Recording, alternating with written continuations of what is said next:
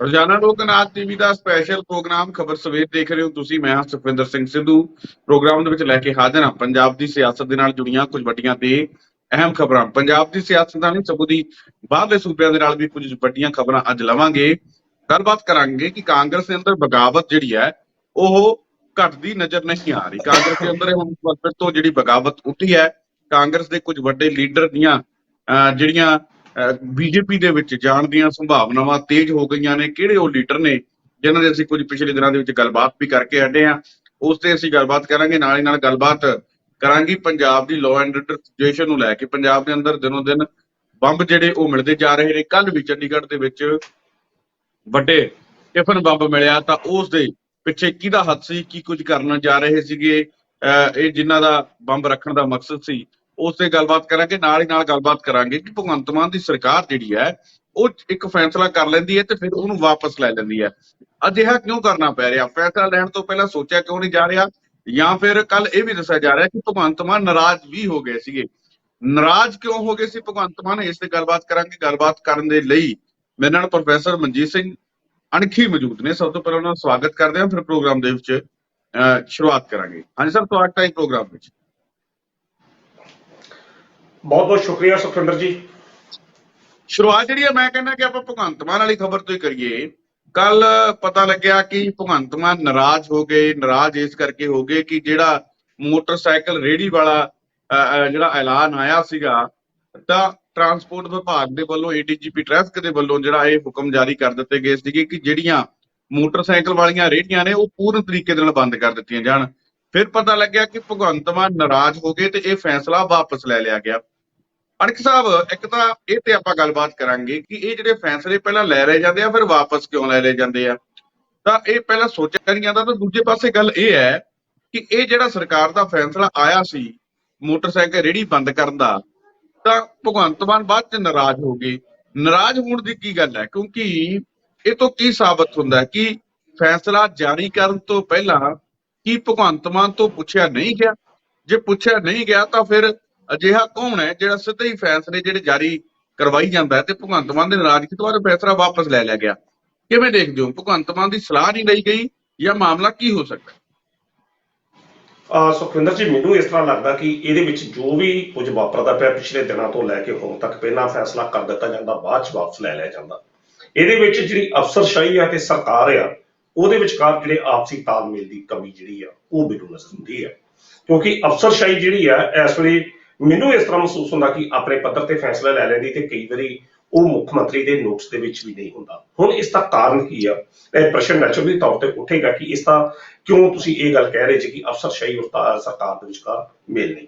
ਉਸ ਦਾ ਮੈਨੂੰ ਇੱਕ ਕਾਰਨ ਇਹ ਨਜ਼ਰ ਆਉਂਦਾ ਸੁਖਵਿੰਦਰ ਜੀ ਕਿ ਜਿਸ ਤਰੀਕੇ ਨਾਲ ਸਰਕਾਰ ਇਸ ਵੇਲੇ ਸਮੁੱਚੇ ਪ੍ਰਸ਼ਾਸਨ ਤੇ ਆਪਣੀ ਪਕੜ ਰੱਖਣ ਦਾ ਯਤਨ ਕਰ ਰਹੀ ਆ, ਜਿਸ ਤਰੀਕੇ ਨਾਲ ਮਾਲ ਵਿਭਾਗ ਦੇ ਅਧਿਕਾਰੀਆਂ ਨੇ ਵੀ ਆਪਣੇ ਮੰਤਰੀ ਦੇ ਖਿਲਾਫ ਮੋਰਚਾ ਜਿਹੜਾ ਖੋਲ ਦਿੱਤਾ, ਤੇ ਦੂਸਰੇ ਬੰਨੇ ਜਿਹੜੀ ਅਫਸਰਸ਼ਾਹੀ ਆ ਉਹਦੇ ਉੱਤੇ ਸਰਕਾਰ ਦਾ ਜਿਹੜਾ ਇਸ ਵੇਲੇ ਦਬਾਅ ਜਿਹੜਾ ਬਹੁਤ ਹੋਰ ਤਰੀਕੇ ਦਾ ਪੈ ਰਿਹਾ। ਤੇ ਜਦੋਂ ਉਹ ਦਬਾਅ ਜਦੋਂ ਪੈ ਰਿਹਾ ਤੇ ਜਿਹੜੀ ਅਫਸਰਸ਼ਾਹੀ ਆ ਜਾਂ ਜਿਸਨੇ ਪ੍ਰਸ਼ਾਸਨ ਚਲਾਉਣਾ, ਉਹ ਹੁਣ ਬਿਲਕੁਲ ਕਾਨੂੰਨ ਦੇ ਮੁਤਾਬਕ ਆਪਣੇ ਉਹਨੇ ਨਿਯਮ ਬਣਾਉਣੇ ਸ਼ੁਰੂ ਕਰਤੇ, ਜਿਹੜਾ ਇੱਕ ਲੋਕਾਂ 'ਚ ਪ੍ਰਭਾਵ ਆ। ਕਿਉਂਕਿ ਜੇਕਰ ਤੁਸੀਂ ਕੋਈ ਵੀ ਦੋਸ਼ੀ ਅਧਿਕਾਰੀ ਫੜਿਆ ਜਾਂਦਾ ਜਾਂ ਕਿਸੇ ਮਹਿਕਮੇ ਦੇ ਵਿੱਚ ਕੋਈ ਬੰਦਾ ਆਰਾਮ ਕਰਦਾ ਫੜਿਆ ਜਾਂਦਾ ਜਾਂ ਕੋਈ ਵੀ ਗੱਲ, ਤਾਂ ਉਹਨੂੰ ਉਸੇ ਵੇਲੇ ਸਸਪੈਂਡ ਕਰ ਦਿੱਤਾ ਜਾਂਦਾ। ਇਸ ਆਧਾਰ ਤੇ ਅਫਸਰਸ਼ਾਹੀ ਹੁਣ ਬਿਲਕੁਲ ਕਾਨੂੰਨੀ ਦਾਇਰੇ ਤੇ ਚੱਲਣੀ ਸ਼ੁਰੂ ਹੋ ਗਈ ਆ। ਕਿਉਂਕਿ ਜਦੋਂ ਉੱਪਰੋਂ ਹਦਾਇਤਾਂ ਨੇ ਕਿ ਕਾਨੂੰਨ ਦੇ ਮੁਤਾਬਕ ਕੰਮ ਹੋਣਾ ਚਾਹੀਦਾ, ਤਾਂ ਕਾਨੂੰਨ ਦੇ ਮੁਤਾਬਕ ਤਾਂ ਫਿਰ ਇਹੋ ਕੁਝ ਹੀ ਹੈ। ਜਿਹੜੀਆਂ ਜਗਾਰੂ ਰੇਹੜੀਆਂ ਸੀ, ਇਹਦੇ ਉੱਤੇ ਏਡੀਜੀਪੀ ਨੇ ਟਰਾਂਸਪੋਰਟ ਵਿਭਾਗ ਨੇ ਨੋਟਿਸ ਕੱਢਤਾ ਕਿ ਇਹ ਬੰਦ ਹੋ ਜਾਣੀਆਂ ਚਾਹੀਦੀਆਂ, ਇਹਨਾਂ ਉੱਤੇ ਚਲਾਨ ਕਰ ਤੇ ਜ਼ਬਤ ਵੀ ਜਿਹੜੀਆਂ ਕਰਦੀਆਂ ਗਈਆਂ। ਹੁਣ ਇਹ ਜਿਹੜੀਆਂ ਜਗਾਰੂ ਰੇਹੜੀਆਂ ਨੇ, ਜਿਹੜੇ ਇਹ ਚਲਾਉਣ ਵਾਲੇ ਵਿਅਕਤੀ ਨੇ, ਜਿਹੜੇ ਪਰਿਵਾਰ ਆਪਣਾ ਪਾਲਦੇ ਨੇ, ਉਹ ਬੜੀ ਵੱਡੀ ਗਿਣਤੀ ਦੇ ਵਿੱਚ ਆਮ ਆਦਮੀ ਪਾਰਟੀ ਦੇ ਸਮਰਥਕ ਰਹੇ ਨੇ ਬੀਤੇ ਦੌਰ ਦੇ ਵਿੱਚ। ਕਈਆਂ ਰੇਹੜੀਆਂ ਦੇ ਉੱਤੇ ਉਹ ਸਲੋਗਨ ਵੀ ਆਮ ਆਦਮੀ ਪਾਰਟੀ ਦਾ ਲਿਖਿਆ ਹੋਇਆ। ਹੁਣ ਇਹ ਮਹਿਕਮਾ ਇੱਕ ਪਾਸੇ ਪ੍ਰਸ਼ਾਸਨ ਹੈ ਤੇ ਦੂਜੇ ਪਾਸੇ ਸਰਕਾਰ ਆ। ਸਰਕਾਰ ਨੇ ਜਿਨ੍ਹਾਂ ਲੋਕਾਂ ਦੀਆਂ ਵੋਟਾਂ ਲੈ ਕੇ ਸਰਕਾਰ ਬਣਾਈਆਂ, ਉਹਨਾਂ ਨੂੰ ਉਹ ਨਾਰਾਜ਼ ਨਹੀਂ ਕਰ ਸਕਦੀ। ਦੂਜੇ ਪਾਸੇ ਪ੍ਰਸ਼ਾਸਨ ਸਰਕਾਰ ਦੇ ਉਸ ਡੰਡੇ ਕਰਕੇ ਜਿਹੜਾ ਡੰਡਾ ਉੱਤੇ ਚੜਿਆ ਪ੍ਰਸ਼ਾਸਨ ਦੇ ਹਰ ਮਹਿਕਮੇ ਦੇ ਉੱਤੇ, ਹਰ ਅਧਿਕਾਰੀਆਂ ਦੇ ਉੱਤੇ, ਪ੍ਰਸ਼ਾਸਨ ਕਹਿੰਦਾ ਠੀਕ ਆ, ਅਸੀਂ ਇਸ ਤਰੀਕੇ ਨਾਲ ਸਰਕਾਰ ਚਲਾ ਰਹੇ ਜਿਸ ਤਰੀਕੇ ਨਾਲ ਤੁਸੀਂ ਚਾਹੁੰਦੇ ਜੇ, ਬਿਲਕੁਲ ਪਾਰਦਰਸ਼ਤਾ ਢੰਗ ਦੇ ਨਾਲ, ਦੁੱਧ ਦਾ ਦੁੱਧ, ਪਾਣੀ ਦਾ ਪਾਣੀ, ਬਲੈਕ ਜਾਂ ਵਾਈਟ ਬਰਾਊਨ ਕੁਝ ਨਹੀਂ ਹੋਏਗਾ। ਪ੍ਰਸ਼ਾਸਨ ਹੁਣ ਇਸ ਪਾਸੇ ਤੇ ਚੱਲ ਪਿਆ। ਤੇ ਜੇਕਰ ਪ੍ਰਸ਼ਾਸਨ ਨੇ ਇਸ ਪੱਖ ਤੋਂ ਚੱਲਣਾ, ਉਹਨੇ ਇੱਕ ਸਾਫ਼ ਸੁਥਰੀ ਛਵੀ ਜਾਂ ਇੱਕ ਸਾਫ਼ ਸੁਥਰਾ ਪ੍ਰਸ਼ਾਸਨ ਦੇਣਾ, ਤਾਂ ਫਿਰ ਕੁਦਰਤੀ ਤੌਰ ਤੇ ਸਖਤੀ ਤਾਂ ਉਸ ਨੂੰ ਕਰਨੀ ਪਏਗੀ। ਉਹ ਸਖਤੀ ਜਿਹੜੀ ਆ ਉਹ ਜਗਾੜੂ ਰੇਹੜੀਆਂ ਦੇ ਸੰਬੰਧ ਦੇ ਵਿੱਚ ਵੀ ਵੇਖੀ ਜਾ ਸਕਦੀ ਆ। ਉਹ ਜਿਹੜੀ ਸਖਤੀ ਆ ਜਿਹੜੇ ਕਿਸਾਨ ਨੇ ਜਿਨ੍ਹਾਂ ਨੇ ਕਰਜ਼ੇ ਮੁਕਤ ਨਹੀਂ ਕੀਤੇ ਉਹਨਾਂ ਦੀ ਗ੍ਰਿਫਤਾਰੀ ਵਾਰੰਟ ਦੇ ਰੂਪ ਚ ਵੀ ਵੇਖੀ ਜਾ ਮਤਲਬ ਸਕਦੀ ਆ। ਕੀ ਇਹ ਲੱਗਦਾ ਪ੍ਰਸ਼ਾਸਨ ਮੈਂ ਦਾ ਸਿਰਫ ਇਹ ਜਾਣਨਾ ਚਾਹੁੰਦਾ ਕਿ ਭਗਵੰਤ ਮਾਨ ਤੋਂ ਬਿਨਾਂ ਇਹ ਫੈਸਲਾ ਕੀ ਏਡੀਜੀਪੀ ਟ੍ਰੈਫਿਕ ਦੇ ਵੱਲੋਂ ਲੈ ਲਿਆ ਗਿਆ? ਕਿਉਂਕਿ ਏਡੀਜੀਪੀ ਟ੍ਰੈਫਿਕ ਨੂੰ ਜਿੰਨਾ ਮੈਂ ਜਾਣਦਾ ਉਹ ਬੜੀ ਸਾਫ਼ ਸੁਥਰੀ ਛਵੀ ਦੇ ਮਾਲਕ ਨੇ, ਬੜੇ ਸ਼ਰੀਫ ਵਿਅਕਤੀ ਨੇ। ਮੈਨੂੰ ਲੱਗਦਾ ਨਹੀਂ ਕਿ ਉਹਨਾਂ ਨੇ ਆਪਣੇ ਤੌਰ ਤੇ ਇਹ ਫੈਸਲਾ ਜਿਹੜਾ ਉਹ ਲੈ ਲਿਆ ਹੋਊਗਾ। ਅਮਰਦੀਪ ਸਿੰਘ ਰਾਏ ਉਹਨਾਂ ਦਾ ਨਾਮ ਹੈ, AS ਰਾਏ ਕਰਕੇ ਉਹਨਾਂ ਨੂੰ ਜਾਣਿਆ ਜਾਂਦਾ। ਉਹ ਬੜੇ ਸ਼ਰੀਫ ਛਵੀ ਦੇ ਉਹ ਮਾਲਕ ਨੇ। ਤਾਂ ਕੀ ਲੱਗਦਾ ਕਿ ਇਹਦੇ ਵਿੱਚ ਟਰਾਂਸਪੋਰਟ ਮੰਤਰੀ ਦਾ ਵੀ ਹੱਥ ਹੋ ਸਕਦਾ ਹੈ? ਤੇ ਜੇ ਹੱਥ ਹੋ ਸਕਦਾ ਤਾਂ ਫਿਰ ਮੁੱਖ ਮੰਤਰੀ ਨੂੰ ਪੁੱਛਿਆ ਕਿਉਂ ਨਹੀਂ ਗਿਆ ਕਿ ਸਿੱਧੇ ਦਿੱਲੀ ਤੋਂ ਹੁਕਮ ਆਏ ਜਾਂ ਫਿਰ ਗੱਲ ਕੁਝ ਹੋਰ ਹੈ? ਦੇਖੋ, ਜਿਹੜਾ ਏਡੀਜੀਪੀ ਸਾਹਿਬ ਦੀ ਤੁਸੀਂ ਗੱਲ ਕਰ ਰਹੇ ਜੇ, ਉਹ ਟਰਾਂਸਪੋਰਟ ਮੰਤਰੀ, ਇਹਦੇ ਵਿੱਚ ਮੈਨੂੰ ਜ਼ਿਆਦਾ ਜਿਹੜਾ ਆ ਉਹ ਟਰਾਂਸਪੋਰਟ ਮੰਤਰੀ ਦਾ ਜਿਹੜਾ ਉਹ ਇਨਵੋਲਵਮੈਂਟ ਜਿਹੜੀ ਲੱਗਦੀ ਹੈ। ਕਿਉਂਕਿ ਟਰਾਂਸਪੋਰਟ ਮੰਤਰੀ ਜਿਸ ਤਰੀਕੇ ਨਾਲ ਬੀਤੇ ਦੌਰ 'ਚ ਬਹੁਤ ਸਖਤ ਹੋ ਕੇ ਕਿਤੇ ਬੱਸਾਂ ਨੂੰ ਫੜ ਰਹੇ ਆ, ਕਿਤੇ ਟੈਕਸ ਕੀਤਾ ਜਾ ਰਿਹਾ। ਹਾਲਾਂਕਿ ਇਹ ਵੀ ਇੱਕ ਗੱਲ ਹੋਰ ਕਰ ਦਈਏ ਕਿ ਪਹਿਲਾਂ ਟਰਾਂਸਪੋਰਟ ਵਿਭਾਗ ਬੰਦਿਆਂ ਨੂੰ ਉਹਨਾਂ ਦੀਆਂ ਬੱਸਾਂ ਜ਼ਬਤ ਕੀਤੀਆਂ ਗਈਆਂ ਤੇ ਕੱਲ ਉਹ ਫੈਸਲਾ ਵਾਪਸ ਲੈਂਦੇ ਹੋਏ ਮੁੱਖ ਮੰਤਰੀ ਵੱਲੋਂ 3 ਮਹੀਨੇ ਤੱਕ ਉਹਨਾਂ ਨੂੰ ਜਿਹੜੀ ਮੋਹਲਤ ਹੋਰ ਦੇ ਦਿੱਤੀ ਗਈ ਕਿ ਤੁਸੀਂ ਆਪਣੇ ਟੈਕਸ ਜਿਹੜੇ ਜਮ੍ਹਾਂ ਕਰਾਓ। ਮੈਨੂੰ ਸੁਖਵਿੰਦਰ ਜੀ ਇਸ ਤਰ੍ਹਾਂ ਲੱਗਦਾ ਕਿ ਇਹ ਜਿੰਨੇ ਵੀ ਮਹਿਕਮੇ ਨੇ ਤੇ ਜਿਨ੍ਹਾਂ ਮਹਿਕਮਿਆਂ ਦੇ ਮੁਖੀ ਜਿਹੜੇ ਮੰਤਰੀ ਬਣਾਏ ਨੇ, ਜਦ ਤੱਕ ਮੈਨੂੰ ਲੱਗਦਾ ਕਿ ਉਹ ਆਪਣੇ ਪੱਤਰ ਤੇ ਹੀ ਫੈਸਲੇ ਲੈ ਰਹੇ ਆ, ਤੇ ਜਦੋਂ ਉਹ ਫੈਸਲੇ ਲੈ ਕੇ ਮੁੱਖ ਮੰਤਰੀ ਦੇ ਨੋਟਿਸ 'ਚ ਆਉਂਦੇ ਆ ਤਾਂ ਫਿਰ ਮੁੱਖ ਮੰਤਰੀ ਸਾਹਿਬ ਨਾਰਾਜ਼ ਹੁੰਦੇ ਆ। ਹੁਣ ਇੰਨੀ ਗੱਲ ਜਿਹੜੀ ਅਸੀਂ ਕਹਿ ਦਈਏ ਕਿ ਮੁੱਖ ਮੰਤਰੀ ਨਾਰਾਜ਼ ਹੋ ਗਏ, ਏਡੀਜੀਪੀ ਦਾ ਇਹਦੇ ਵਿੱਚ ਕੋਈ ਓਨਾ ਵੱਡਾ ਕਸੂਰ ਨਹੀਂ ਹੈ ਜਿਸ ਤਰੀਕੇ ਨਾਲ ਤੁਸੀਂ ਗੱਲ ਬਿਆਨ ਕੀਤੀ ਆ। ਪੂਰਨ ਤੌਰ ਤੇ ਇਹ ਮਹਿਕਮਾ ਜਿਹੜਾ ਅਧੀਨ ਮੰਤਰੀ ਆ ਉਹਦੇ ਹੁਕਮਾਂ ਦੇ ਨਾਲ ਹੀ ਇਹ ਕੰਮ ਚੱਲਿਆ। ਪਰ ਜਦੋਂ ਮੁੱਖ ਮੰਤਰੀ ਦੇ ਨੋਟਿਸ ਦੇ ਵਿੱਚ ਆਇਆ ਕਿ ਇੰਨਾ ਕੁਝ ਹੋ ਰਿਹਾ ਵੱਡੇ ਪੱਧਰ ਤੇ ਪੰਜਾਬ ਦੇ ਉਹਨਾਂ ਲੋਕਾਂ ਦਾ ਜਿਨ੍ਹਾਂ ਦਾ ਰੋਜ਼ੀ ਰੋਟੀ ਦਾ ਆਧਾਰ ਸੀ, ਆਮ ਆਦਮੀ ਪਾਰਟੀ ਤੋਂ ਇੱਕਦਮ ਉਹ ਨਾਰਾਜ਼ ਹੋ ਗਏ, ਤਾਂ ਅਖੀਰ ਫਿਰ ਮੁੱਖ ਮੰਤਰੀ ਨੂੰ ਇਹ ਫੈਸਲਾ ਵਾਪਸ ਲੈਣਾ ਪਿਆ। ਇਹੋ ਜਿਹਾ ਫੈਸਲਾ ਜਿਹੜਾ ਸੀ ਕਿਸਾਨਾਂ ਦੇ ਸੰਬੰਧ ਵਿੱਚ ਸੀ।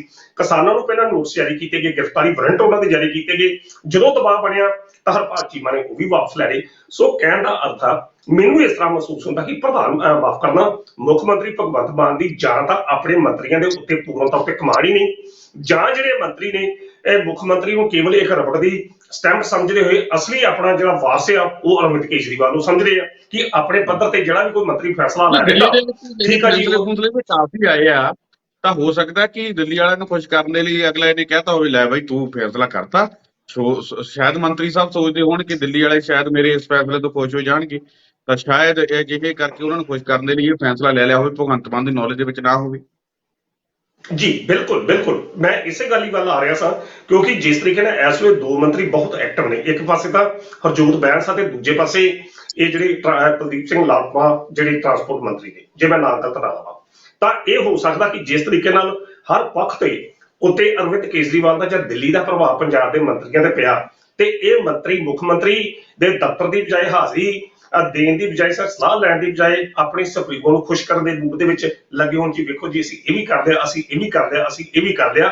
ਬਿਲਕੁਲ ਪ੍ਰਭਾਵ ਇਹੋ ਹੀ ਜਾ ਰਿਹਾ। ਤੇ ਜਦੋਂ ਮੁੱਖ ਮੰਤਰੀ ਦੇ ਨੋਟਿਸ 'ਚ ਆਉਂਦਾ ਕਿ ਜਿਹਨੇ ਸਮੁੱਚੇ ਪੰਜਾਬ ਦੀ ਕਮਾਨ ਸੰਭਾਲਣੀ ਆ ਜਾਂ ਕਮਾਨ ਸੰਭਾਲੀ ਆ ਜਾਂ ਜਿਸ ਉੱਤੇ ਗੱਲਾਂ ਦੀ ਜ਼ਿੰਮੇਵਾਰੀ ਬਣਦੀ, ਜਦੋਂ ਉਹਨੂੰ ਪਤਾ ਲੱਗਦਾ ਕਿ ਇਹ ਕੁਝ ਹੋ ਗਿਆ ਤਾਂ ਫਿਰ ਉਹ ਨਾਰਾਜ਼ ਵੀ ਹੁੰਦਾ, ਫਿਰ ਉਹ ਹੁਕਮ ਵਾਪਸ ਲੈਣ ਦੇ ਜਾਰੀ ਵੀ ਕਰਦਾ ਹੈਗਾ। ਪਰ ਇਹ ਵਰਤਾਰਾ ਜਿਹੜਾ ਹੈ, ਜੇਕਰ ਮੰਤਰੀਆਂ ਔਰ ਮੁੱਖ ਮੰਤਰੀ ਦੇ ਵਿਚਕਾਰ ਪਾੜਾ ਆ, ਇਹ ਵੀ ਰਾਜ ਵਾਸਤੇ ਚੰਗਾ ਨਹੀਂ।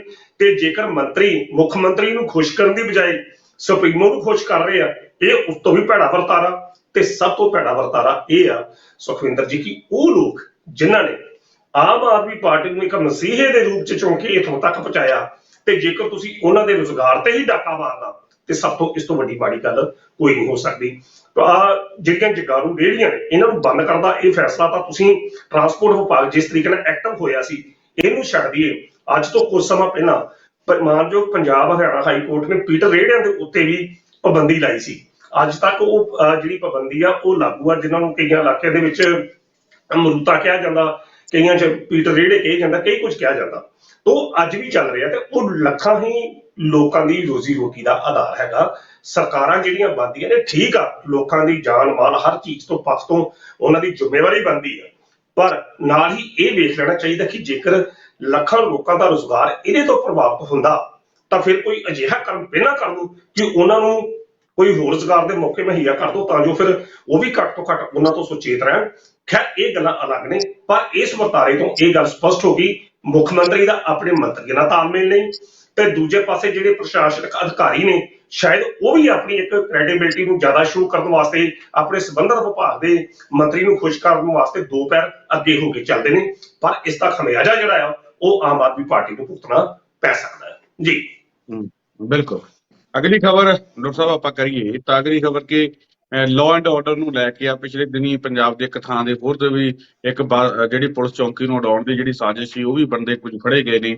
ਤਾਂ ਹੁਣ ਕੱਲ ਬੁੜੈਲ ਜੇਲ੍ਹ ਦੇ ਬਾਹਰੋਂ ਇੱਕ ਹੋਰ ਟਿਫਨ ਬੰਬ ਮਿਲ ਗਿਆ। ਕਿਵੇਂ ਦੇਖਦੇ ਹੋ law and order the situations ਨੂੰ ਤੇ ਕੀ ਕੁਝ ਮਾਮਲਾ ਜਿਹੜਾ ਆਇਆ ਸੀਗਾ?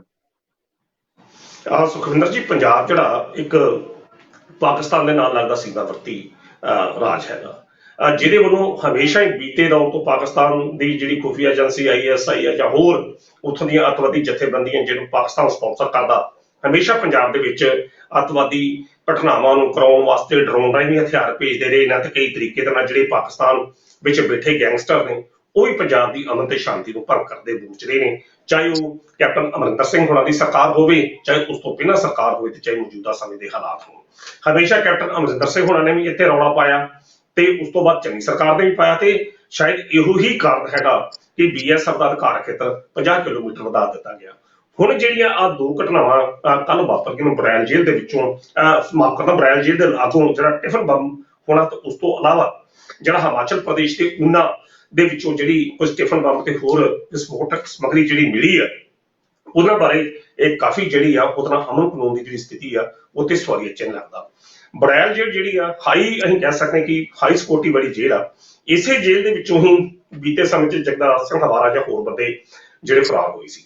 ਉਸ ਤੋਂ ਲੈ ਕੇ ਹੁਣ ਤੱਕ ਇਹ ਜੇਲ੍ਹ ਹਮੇਸ਼ਾ ਅੱਤਵਾਦੀਆਂ ਦੇ ਨਿਸ਼ਾਨੇ ਤੇ ਰਹੀ ਆ। ਅਗਰ ਉਹਦੇ ਲਾਗੋਂ ਇਹੋ ਜਿਹਾ ਕੋਈ ਟਿਫਨ ਬੰਬ ਮਿਲਦਾ ਤਾਂ ਇੱਕ ਡੂੰਘੀ ਸਾਜ਼ਿਸ਼ ਜਿਹੜੀ ਆ ਅਸੀਂ ਕਹਿ ਸਕਦੇ ਆ ਉਹ ਸ਼ਾਇਦ ਬਣ ਰਹੀ ਹੈ। ਕੰਧ ਨੂੰ ਉਡਾਉਣ ਦੀ ਸਾਜ਼ਿਸ਼ ਹੋ ਸਕਦੀ ਤਾਂ ਜੋ ਕਿਸੇ ਵੱਡੇ ਪੱਧਰ ਤੇ ਕਿਸੇ ਨੂੰ ਛਡਾਉਣ ਦੀ, ਅੱਤਵਾਦੀਆਂ ਨੂੰ ਜਾਂ ਹੋਰ ਜਿਹੜੇ ਵਿੱਚ ਖਤਰਨਾਕ ਅਪਰਾਧੀ ਨੇ ਉਹਨਾਂ ਨੂੰ ਛਡਾਉਣ ਦੀ ਕੋਈ ਸਾਜ਼ਿਸ਼ ਜਿਹੜੀ ਹੋ ਸਕਦੀ ਜਿਹੜੇ ਅਮਨ ਤੇ ਕਾਨੂੰਨ ਦੀ ਸਥਿਤੀ ਵਾਸਤੇ ਖਤਰਾ ਬਣਦੇ ਹੋਣ। ਤੁਹਾਨੂੰ ਯਾਦ ਹੋਏਗਾ ਕਿ ਇੱਕ ਵਾਰੀ ਨਾਭਾ ਜੇਲ੍ਹ, ਜੇ ਮੈਂ ਠੀਕ ਨਾ ਬੋਲ ਰਿਹਾ ਤਾਂ ਉੱਥੋਂ ਕਿਸ ਤਰੀਕੇ ਨਾਲ ਅਟੈਕ ਕਰਕੇ ਜੇਲ੍ਹ ਦੇ ਉੱਤੇ ਹੀ ਜਿਹੜੇ ਗੈਂਗਸਟਰ ਜਿਹੜੇ ਉਹ ਛਡਾਏ ਗਏ ਸੀ। ਸੋ ਇਹੋ ਜਿਹਾ ਜਿਹੜਾ ਵਰਤਾਰਾ ਪੰਜਾਬ ਵਾਸਤੇ ਉਹ ਖਤਰਨਾਕ ਹੈਗਾ। ਹੁਣ ਜਿਹੜਾ ਹਿਮਾਚਲ ਦੇ ਊਨਾ ਜ਼ਿਲ੍ਹੇ ਦੇ ਵਿੱਚੋਂ ਜਿਹੜੇ ਹੋਰ ਵਿਸਫੋਟਕ ਜਿਹੜੀ ਸਮੱਗਰੀ ਮਿਲੀ ਆ ਉਹਨਾਂ ਦਾ ਸੰਬੰਧ ਮਾਰਚ ਤੋਂ ਪਹਿਲਾਂ ਜਿਹੜੇ ਧਮਾਕੇ ਹੋਏ ਸੀ ਉਹਦੇ ਨਾਲ ਜੋੜਿਆ ਜਾ ਰਿਹਾ ਔਰ ਕਿਹਾ ਸਮਝਿਆ ਜਾ ਰਿਹਾ ਜਾਂ ਜੋ SSP ਨੇ ਪੁਲਿਸ ਸੂਤਰਾਂ ਤੋਂ ਜੋ ਜਾਣਕਾਰੀ ਮਿਲੀ ਆ ਕਿ ਉਹ ਜਿਹੜੇ ਹਮਲੇ ਜਾਂ ਉਹ ਵਿਸਫੋਟਕ ਜਿਹੜਾ ਕਰਾਇਆ ਗਿਆ ਸੀ ਪਾਕਿਸਤਾਨ ਦੇ ਵਿੱਚ ਜਿਹੜਾ ਰਿੰਦਾ ਹਰਵਿੰਦਰ ਸਿੰਘ ਉਰਫ ਰਿੰਦਾ ਗੈਂਗਸਟਰ ਜਿਹੜਾ ਆ ਬੈਠਾ ਉੱਥੇ, ਉਹਨੇ ਕੁਝ ਬੰਦਿਆਂ ਦੇ ਨਾਲ ਜਿਹੜੇ ਸਲੀਪਰ ਸੈੱਲ ਨੇ ਉਹਨਾਂ ਦੀ ਮਰਜ਼ੀ ਨਾਲ ਇੱਥੇ ਉਹ ਕਰਵਾਏ, ਉਹ ਅਟੈਕ ਹੋਈ ਸੀ। ਪੁਲਿਸ ਨੇ ਕਾਫੀ ਹੱਦ ਤੱਕ ਜਿਹੜੀ 4 ਜਾਂ 5 ਬੰਦਿਆਂ ਨੂੰ ਗ੍ਰਿਫਤਾਰ ਕੀਤਾ। ਪਰ ਇਹ ਜਿਹੜੀਆਂ ਦੋ ਘਟਨਾਵਾਂ ਨੇ ਇਹਨਾਂ ਦੋ ਘਟਨਾਵਾਂ ਨੂੰ ਮਹਿਜ ਇੱਕ ਜਨਰਲ ਰੂਟੀਨ ਦੀ ਘਟਨਾ ਕਰਕੇ ਨਹੀਂ ਇਹਨੂੰ ਵੇਖ ਸਕਦੇ, ਕਿਉਂਕਿ ਇੱਕ ਪਾਸੇ ਆਮ ਆਦਮੀ ਪਾਰਟੀ ਦੀ ਸਰਕਾਰ ਨਵੀਂ ਬਣੀ ਹੈ, ਦੂਜੇ ਪਾਸੇ ਆਮ ਆਦਮੀ ਪਾਰਟੀ ਤੇ ਬੀਤੇ ਦੌਰ ਦੇ ਵਿੱਚ ਵਿਰੋਧੀ ਪਾਰਟੀਆਂ ਕਈ ਤਰੀਕੇ ਦੇ ਇਲਜ਼ਾਮ ਜਿਹੜੀਆਂ ਉਹ ਲਾਉਂਦੀਆਂ ਰਹੀਆਂ ਨੇ। ਸ਼ਾਇਦ ਆਪਾਂ ਨੂੰ ਉਹਦਾ ਜ਼ਿਕਰ ਕਰਨ ਦੀ ਲੋੜ ਨਹੀਂ ਹੈਗੀ।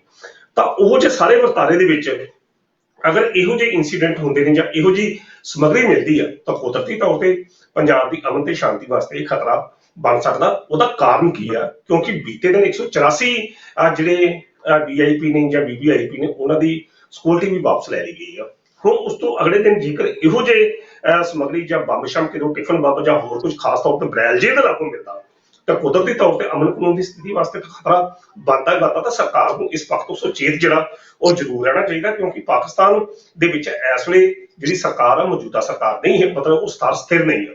ਤਾਂ ਜਦੋਂ ਉੱਥੇ ਅਸਥਿਰਤਾ ਹੁੰਦੀ ਹੈ ਤਾਂ ਉਸਦਾ ਮੇਨ ਟਾਰਗੇਟ JNK ਜਾਂ ਪੰਜਾਬ ਬਣਦਾ, ਤਾਂ ਜੋ ਉਧਰ ਦੇ ਲੋਕਾਂ ਦਾ ਧਿਆਨ ਹਟਾ ਕੇ ਇਸ ਪਾਸੇ ਕੁਝ ਇਹੋ ਜਿਹਾ ਕੀਤਾ ਜਾ ਸਕੇ। ਸੋ ਪੰਜਾਬ ਸਰਕਾਰ ਨੂੰ ਤੇ ਕੇਂਦਰ ਸਰਕਾਰ ਨੂੰ ਚਾਹੀਦਾ ਕਿ ਪੰਜਾਬ ਉਹੋ ਜਿਹੀ ਬਲਦੀ ਦੇ ਅੱਗ ਵਿੱਚ ਹੋਰ ਨਾ ਬਲੇ। ਇਹਦੇ ਉੱਤੇ ਪਾਰਟੀਬਾਜ਼ੀ ਤੋਂ ਉੱਠ ਕੇ ਪੰਜਾਬ ਦੀ ਅਮਨ ਤੇ ਕਾਨੂੰਨ ਦੀ ਸਥਿਤੀ ਨੂੰ ਕਾਬੂ ਰੱਖਣ ਵਾਸਤੇ ਸਾਂਝੇ ਤੌਰ ਤੇ ਜਿਹੜੇ ਉਹ ਯਤਨ ਜਿਹੜੇ ਨੇ ਉਹ ਜ਼ਰੂਰੀ ਬਣਦੇ ਨੇ, ਤਾਂ ਜੋ ਪੰਜਾਬ ਘੁੱਗ ਵਸਦਾ ਰਹੇ ਤੇ ਪੰਜਾਬ ਦੇ ਲੋਕ ਚੈਨ ਨਾਲ ਅਮਨ ਦੇ ਨਾਲ ਰਹਿ ਸਕਣ ਜੀ। ਚਲੋ ਕਾਂਗਰਸ ਦਾ ਕਲੇਸ਼ ਜਿਹੜਾ ਉਹ ਘਟਦਾ ਨਜ਼ਰ ਆ ਰਿਹਾ। ਪੰਜਾਬ ਦੇ ਵਿੱਚ ਤਾਂ ਵੱਡਾ ਨੁਕਸਾਨ ਉਹਨਾਂ ਨੇ ਝੱਲ ਲਿਆ, ਕੁਝ ਹੋਰ ਸੂਬਿਆਂ ਦੇ ਵਿੱਚ ਵੀ ਝੱਲਿਆ। ਹੁਣ ਆਮ ਆਦਮੀ ਪਾਰਟੀ ਗੁਜਰਾਤ ਦੇ ਵਿੱਚ ਜ਼ੋਰ ਲਾਈ ਹੈ, ਹਿਮਾਚਲ ਪ੍ਰਦੇਸ਼ ਦੇ ਵਿੱਚ ਜ਼ੋਰ ਲਾ ਰਹੀ ਹੈ ਕਿ BJP ਦਾ ਵਿਰੋਧੀ ਧਿਰ ਦੇ ਵਜੋਂ ਉਹ ਬਣ ਸਕਣ ਤੇ ਕਾਂਗਰਸ ਜਿਹੜੀ ਹੋਰ ਪਿੱਛੇ ਚੱਲ ਜਾਵੇ। ਤਾਂ ਲੜਾਈ ਜਿਹੜੀ ਉੱਥੇ ਵੀ ਬਣਦੀ ਆਮ ਆਦਮੀ ਪਾਰਟੀ ਦੇ ਵਿਚਕਾਰ ਤੇ BJP ਦੇ ਖਿਲਾਫ ਹੀ ਲੱਗ ਰਹੀ ਹੈ, ਵਿਚਕਾਰ ਹੀ ਲੱਗ ਰਹੀ ਹੈ, ਕਿਉਂਕਿ ਉੱਥੋਂ ਦੇ ਵੀ ਜਿਹੜੇ ਉਹਨਾਂ ਦੇ ਹਾਰਦਿਕ ਪਟੇਲ ਨੇ, ਆਪਾਂ ਕੁਝ ਦਿਨ ਪਹਿਲਾਂ ਡਾਕਟਰ ਸਾਹਿਬ ਗੱਲ ਕਰਕੇ ਹਟੇ ਸੀ ਕਿ ਕਾਂਗਰਸ ਦੇ ਅੰਦਰ ਆਏ ਵੱਡੀ ਛਵੀ ਵਾਲੇ ਨੌਜਵਾਨ ਲੀਡਰ, ਚਾਹੇ ਉਹ ਹਾਰਦਿਕ ਪਟੇਲ ਹੋਣ, ਚਾਹੇ ਉਹ ਕਨਈਆ ਕੁਮਾਰ ਹੋਣ, ਤੇ ਚਾਹੇ ਨਵਜੋਤ ਸਿੰਘ ਸਿੱਧੂ ਹੋਣ। ਨਵਜੋਤ ਸਿੰਘ ਸਿੱਧੂ ਨੂੰ ਜਿਸ ਤਰੀਕੇ ਦੇ ਨਾਲ ਫੇਲ ਕੀਤਾ ਗਿਆ, ਉਹ ਵੀ ਆਪਾਂ ਸਭ ਦੇ ਸਾਹਮਣੇ ਦੱਸਿਆ, ਉਸ ਦਿਨ ਉਹ ਪ੍ਰੋਗਰਾਮ ਦੇ ਵਿੱਚ ਗੱਲਬਾਤ ਕੀਤੀ ਸੀ।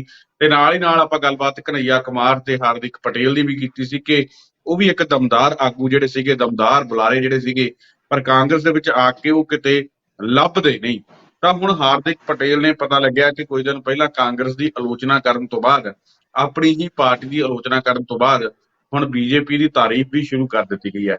ਹਾਲਾਂਕਿ ਉਹਨਾਂ ਨੇ ਬੀਜੇਪੀ 'ਚ ਜਾਣ ਦੀਆਂ ਸੰਭਾਵਨਾਵਾਂ ਨੂੰ ਖਾਰਜ ਕੀਤਾ ਹੈ, ਪਰ ਉਹਨਾਂ ਨੇ ਇਹ ਵੀ ਗੱਲ ਕਹਿ ਦਿੱਤੀ ਹੈ ਕਿ ਭਾਈ ਜੇ ਮੈਂ ਅਜਿਹਾ ਫੈਸਲਾ ਚੱਕਿਆ ਤਾਂ ਫਿਰ ਮੈਂ ਆਪਣੇ ਲੋਕਾਂ ਦੇ ਨਾਲ ਗੱਲਬਾਤ ਕਰਕੇ ਹੀ ਚੁੱਕਾਂਗਾ। ਯਾਨੀ ਕਿ ਉਹਨਾਂ ਨੇ ਹਾਮੀ ਵੀ ਨਹੀਂ ਭਰੀ ਤੇ ਮਨਾ ਵੀ ਨਹੀਂ ਕੀਤਾ। ਕਿਵੇਂ ਦੇਖਦੇ ਹੋ ਇਸ ਪੂਰੀ ਸਿਚੁਏਸ਼ਨ ਨੂੰ? ਲਗਾਤਾਰ ਸਿਚੁਏਸ਼ਨ ਜਿਹੜੀ ਵਿਗੜਦੀ ਜਾ ਰਹੀ ਹੈ। ਹਾਰਦਿਕ ਪਟੇਲ, ਕਨਈਆ ਕੁਮਾਰ, ਨਵਜੋਤ ਸਿੰਘ ਸਿੱਧੂ, ਇਹ ਵੱਡੇ ਨਾਮ ਜਿਹੜੇ ਸੀਗੇ। ਸੁਖਵਿੰਦਰ ਜੀ, ਜਿਹੜੇ ਤੁਸੀਂ ਨਾਮ ਲਏ ਨੇ ਬੜੇ ਮਹੱਤਵਪੂਰਨ ਨਾਮ ਨੇ। ਕਨਈਆ ਕੁਮਾਰ ਕਈ ਸਮੇਂ JNU ਦੀ ਪਛਾਣ ਰਿਹਾ। ਹਾਰਦਿਕ ਪਟੇਲ ਜਿਹੜਾ ਗੁਜਰਾਤ ਦੇ ਇੱਕ ਤਗੜੇ ਭਾਈਚਾਰੇ ਦੀ ਜਿਹੜੀ ਪਛਾਣ ਆ। ਨਵਜੋਤ ਸਿੰਘ ਸਿੱਧੂ ਇੱਕ ਤਗੜਾ ਸੈਲੀਬ੍ਰਿਟੀ ਆ, ਕੌਮੀ ਪੱਧਰ, ਕੌਮਾਂਤਰੀ ਪੱਧਰ ਦਾ, ਜਿੱਥੋਂ ਤੱਕ ਪੰਜਾਬੀ ਵਸਦੇ ਨੇ ਲੋਕ ਉਸਨੂੰ ਸੁਣਨਾ, ਉਸਨੂੰ ਲਿਖਣਾ ਪਸੰਦ ਕਰਦੇ ਨੇ। ਪਰ ਦੂਜੇ ਪਾਸੇ ਸੁਖਵਿੰਦਰ ਜੀ, ਅਗਰ ਮੈਂ ਇਹ ਗੱਲ ਮਹਿਸੂਸ ਕਰਾਂ ਕਿ ਕਾਂਗਰਸ ਹਾਈ ਕਮਾਨ ਨੇ ਕਦੇ ਵੀ ਦੂਜੀ ਕਤਾਰ ਦੇ ਨੇਤਾ ਪੈਦਾ ਨਹੀਂ ਹੋਣ ਦਿੱਤੇ, ਬੇਸ਼ੱਕ ਉਹਦਾ ਜਿੰਨਾ ਮਰਜ਼ੀ ਨੁਕਸਾਨ ਹੋ ਜੇ।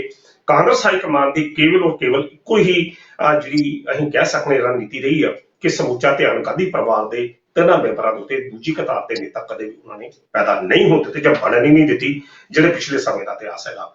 ਹਾਲਾਂਕਿ ਜੇਕਰ ਇਸ ਦਾ ਮੁਕਾਬਲਾ ਤੁਸੀਂ ਬੀਜੇਪੀ ਨਾਲ ਕਰੋ ਤਾਂ ਬੀਜੇਪੀ ਨੇ ਹਮੇਸ਼ਾ ਦੂਜੀ ਕਤਾਰ ਦੇ ਨੇਤਾ ਨੂੰ ਹਮੇਸ਼ਾ ਤਿਆਰ ਰੱਖਿਆ। ਬੇਸ਼ੱਕ ਆਉਂਦੇ ਦੋ ਚਿਹਰੇ ਨੇ, ਪਰ ਉਹਨਾਂ ਦੋ ਚਿਹਰਿਆਂ ਤੋਂ ਬਾਅਦ ਤੀਜਾ ਲੀਡਰ ਵੀ ਇੱਕਦਮ ਜਿਹੜੀ ਭਾਜਪਾ ਦੀ ਹਾਈਕਮਾਨ ਉਹ ਲਿਆ ਕੇ ਪੇਸ਼ ਕਰ ਦਿੰਦੀ ਹੈ ਤਾਂ ਇੱਕਦਮ ਉਹ ਲੀਡਰ ਸਰਪ੍ਰਮਾਣਿਤ ਹੋ ਜਾਂਦੇ ਨੇ। ਇਹ ਦੋਵਾਂ ਪਾਰਟੀਆਂ ਦੀ ਕਾਰਜਸ਼ੈਲੀ 'ਚ ਫਰਕ ਆ।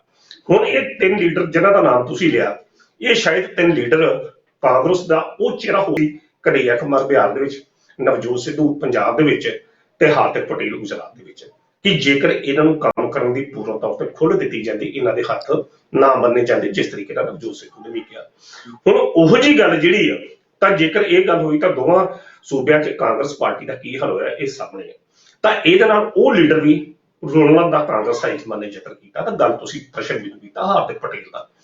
ਹਾਰਦਿਕ ਪਟੇਲ ਗੁਜਰਾਤ ਦਾ ਇੱਕ ਨਾਮੀ ਚਿਹਰਾ ਹੈ, ਇੱਕ ਤਗੜਾ ਭਾਈਚਾਰਾ ਉਸ ਤੇ ਮੰਨ ਰਿਹਾ। ਪਰ ਜਿਸ ਤਰੀਕੇ ਨਾਲ ਕਾਂਗਰਸ ਪਾਰਟੀ ਨਾਲ ਬੀਤੇ ਦਿਨਾਂ ਦੇ ਵਿੱਚ ਉਸਨੇ ਆਪਣੀ ਨਾਰਾਜ਼ਗੀ ਜ਼ਾਹਿਰ ਕੀਤੀ, ਜਾਂ ਜਿਸ ਤਰੀਕੇ ਨਾਲ ਉਸਨੂੰ ਕਾਬਿਲ ਹੀ ਨਹੀਂ ਕਰਨ ਦਿੱਤਾ ਗਿਆ, ਜਿਹੜਾ ਉਹਨੇ ਗੁਜਰਾਤ ਕਾਂਗਰਸ ਦੇ ਕੰਮਕਾਜ ਦੇ ਤਰੀਕੇ ਤੇ ਸਵਾਲ ਚੁੱਕੇ, ਹਾਈ ਕਮਾਂਡ ਦੇ ਕੰਮਕਾਜ ਦੇ ਤਰੀਕੇ ਤੇ ਸਵਾਲ ਚੁੱਕੇ, ਉਹਨਾਂ ਨੇ ਕਿਹਾ ਕਿ ਗੁਜਰਾਤ ਕਾਂਗਰਸ ਦੇ ਅੰਦਰ ਜਿਹੜੀ ਉਹ ਫੈਸਲੇ ਲੈਣ ਦੀ ਘਾਟ ਹੈ।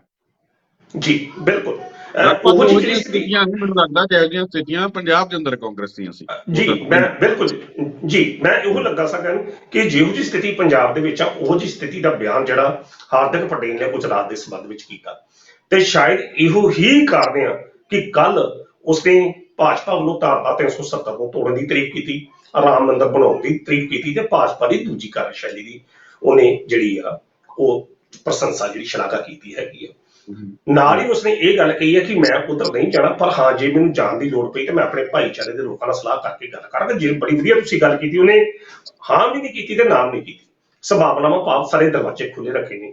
ਤਾਂ ਕੁਦਰਤੀ ਤੌਰ ਤੇ ਸੁਖਵਿੰਦਰ ਜੀ, ਜੇਕਰ ਤੁਸੀਂ ਕਿਸੇ ਬੰਦੇ ਨੂੰ ਕੰਮ ਹੀ ਨਹੀਂ ਕਰਨ ਦੇਣਾ, ਜੇ ਤੁਸੀਂ ਇੰਡੀਪੈਂਡੈਂਟ ਤੌਰ ਤੇ ਫੈਸਲਾ ਲੈਣ ਤੇ ਸਮਰੱਥ ਹੀ ਨਹੀਂ ਬਣਾਉਣਾ, ਬਕੌਲ ਨਵਜੋਤ ਸਿੰਘ ਸਿੱਧੂ ਪ੍ਰਧਾਨ ਬਣਾ ਕੇ ਤੁਹਾਡੇ ਹੱਥ ਪਿੱਛੇ ਕਰਕੇ ਬੰਨ ਦਿੱਤੇ ਜਾਂਦੇ ਨੇ। ਦੱਸ ਰਹੇ ਸੀਗੇ ਕਿ ਨਵਜੋਤ ਸਿੰਘ ਸਿੱਧੂ ਹੀ ਨਹੀਂ, ਇਕੱਲੇ ਕਨਈਆ ਕੁਮਾਰ ਤੇ ਹਾਰਦਿਕ ਪਟੇਲ ਦਾ ਵੀ ਇਹਨੇ ਦਿਨੀ ਮਨ ਘੁੱਟਦਾ ਨਜ਼ਰ ਆ ਰਿਹਾ ਹੈ। ਬੇਸ਼ੱਕ ਪ੍ਰਸ਼ਾਂਤ ਕਿਸ਼ੋਰ ਆ ਗਏ ਨੇ, ਪਤਾ ਨਹੀਂ ਉਹਨਾਂ ਨੂੰ ਵੀ ਖੁੱਲ੍ਹ ਕੇ ਕੰਮ ਕਰਨ ਦਿੱਤਾ ਜਾਊਗਾ ਜਾਂ ਨਹੀਂ ਜਾਊਗਾ। ਆਪਾਂ ਪਿਛਲੇ ਦਿਨ ਹੀ ਹਾਲੇ ਗੱਲਬਾਤ ਕਰਕੇ ਹਟਿਆ ਕਿ ਹਾਰਦਿਕ ਪਟੇਲ ਤੇ ਕਨਈਆ ਕੁਮਾਰ ਦਾ ਦਮ ਘੁੱਟ ਰਿਹਾ ਪਾਰਟੀ ਦੇ ਅੰਦਰ। ਉਹ ਹੁਣ ਜਿਹੜਾ ਚਾਂਗਾ ਮਾਰਨੀਆਂ ਸ਼ੁਰੂ ਕਰ ਦਿੱਤੀਆਂ ਨੇ, ਉਹਨਾਂ ਨੇ ਲੀਰਾਂ ਮਾਰਨੀਆਂ ਸ਼ੁਰੂ ਕਰ ਦਿੱਤੀਆਂ ਨੇ।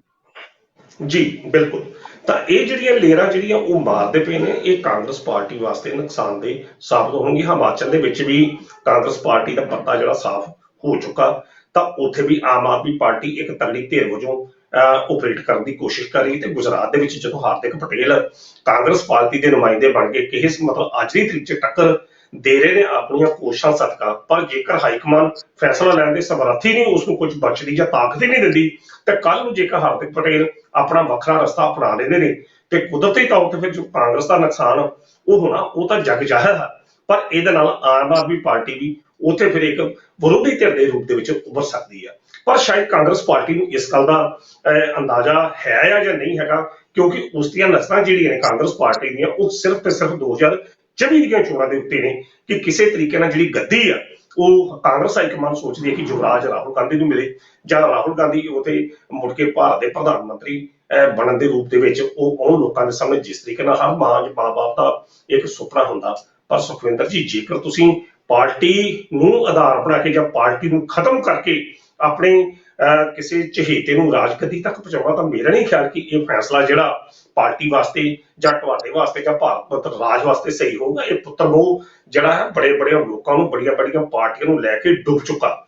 ਤਾਂ ਜਿਹਦੇ ਵਿੱਚ ਪ੍ਰਕਾਸ਼ ਸਿੰਘ ਬਾਦਲ ਜਾਂ ਇਤਿਹਾਸ ਦੀਆਂ ਗੱਲਾਂ ਕਰੂ ਬਹੁਤ ਕੁਝ ਹੈ, ਸ਼ਾਇਦ ਉਹ ਵਿਸ਼ਾ ਨਹੀਂ ਸਾਡਾ ਬਣਦਾ। ਗੱਲ ਤਾਂ ਹਾਰਦਿਕ ਪਟੇਲ ਦੀ ਜਿਹੜੀ ਆ ਚਰਚਾ ਹੈਗੀ, ਤੇ ਜੇਕਰ ਹਾਰਦਿਕ ਪਟੇਲ ਵਰਗਾ ਬੰਦਾ ਜਿਸ ਨੂੰ ਭਾਜਪਾ ਵੀ ਡੋਰੇ ਉੱਤੇ ਸੁੱਟ ਰਹੀ ਜਾਂ ਹੋਰ ਵੀ ਸੁੱਟ ਰਹੀ ਹੈ, ਤਾਂ ਜੇਕਰ ਉਧਰ ਉਹ ਚਲੇ ਜਾਂਦਾ ਤਾਂ ਫਿਰ ਨੁਕਸਾਨ ਤੈਅ ਹੈਗਾ। ਜੇਕਰ ਕਨ੍ਹਈਆ ਕੁਮਾਰ ਦੀ ਤੁਸੀਂ ਗੱਲ ਕਰਦੇ ਜੇ, ਕਨ੍ਹਈਆ ਕੁਮਾਰ ਨੂੰ ਮੈਂ ਨਿੱਜੀ ਤੌਰ ਤੇ 2 ਜਾਂ 3 ਵਾਰ ਮਿਲਿਆ ਔਰ ਉਸ ਨੂੰ ਮੈਂ ਬੋਲਦਿਆਂ ਸੁਣਿਆ। ਉਸ ਬੰਦੇ ਦਾ ਜਿਹੜਾ ਵਿਜ਼ਨ ਹੈ, ਮੇਰਾ ਨਹੀਂ ਖਿਆਲ ਕਿ ਰਾਹੁਲ ਗਾਂਧੀ ਉਸ ਵਿਜ਼ਨ ਤੱਕ ਦੀ ਪਹੁੰਚ ਵੀ ਸਕੇ। ਰਾਹੁਲ ਗਾਂਧੀ ਕੋਲ ਸਿਰਫ ਇੱਕੋ ਹੀ ਚੀਜ਼ ਆ ਕਿ ਉਹ ਉਸ ਖਾਨਦਾਨ ਨਾਲ ਸੰਬੰਧਤ ਆ ਜਿਹੜਾ ਭਾਰਤ ਤੇ ਰਾਜ ਕਰਦਾ ਰਿਹਾ। ਪਰ ਕਨ੍ਹਈਆ ਕੁਮਾਰ ਵਰਗਾ ਬੰਦਾ ਜਿਹੜਾ JNU ਦਾ ਸਕਾਲਰ ਹੋਵੇ, ਤਾਂ ਉਹ ਜਦੋਂ ਬੋਲਦਾ ਤਾਂ ਹਜ਼ਾਰਾਂ ਲੋਕ ਉਸ ਨੂੰ ਸੁਣਦੇ ਆ।